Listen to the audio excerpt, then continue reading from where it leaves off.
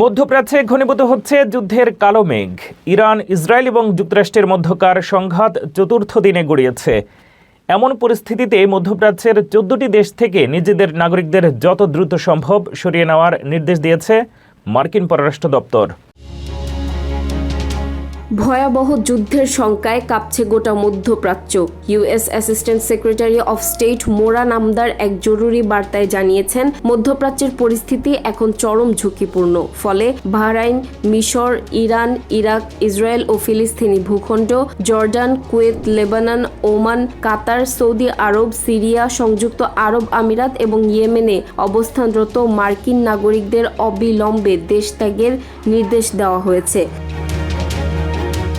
বর্তমানে যেসব বাণিজ্যিক পরিবহন ব্যবস্থা সচল রয়েছে তা ব্যবহার করেই নাগরিকদের দ্রুত সরে যেতে বলা হয়েছে। এদিকে সংঘাতের মাত্রা আরও বৃদ্ধির ইঙ্গিত দিয়েছেন মার্কিন প্রেসিডেন্ট ডোনাল্ড ট্রাম্প। নিজের সোশ্যাল মিডিয়া প্ল্যাটফর্ম ট্রুথ সোশ্যালে দেয়া এক বার্তায় তিনি দাবি করেন, মার্কিন যুক্তরাষ্ট্রের কাছে অস্ত্রের সীমাহীন মজুত রয়েছে। যে কোনো বড় ধরনের জয়ের জন্য তারা প্রস্তুত এবং প্রয়োজনে এই লড়াই অনন্তকাল চালিয়ে নেওয়ার সামর্থ্য তাদের আছে।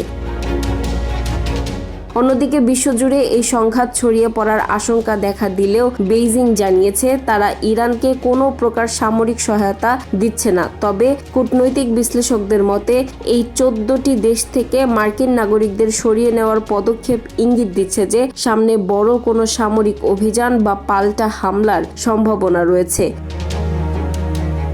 তেল সমৃদ্ধ এই অঞ্চলে অস্থিরতা ছড়িয়ে পড়ায় বিশ্ব অর্থনীতি ও জ্বালানি বাজারেও এর নেতিবাচক প্রভাব পড়তে শুরু করেছে। পরিস্থিতি কোন দিকে মোড় নেয় এখন সেদিকেই তাকিয়ে আছে বিশ্ব।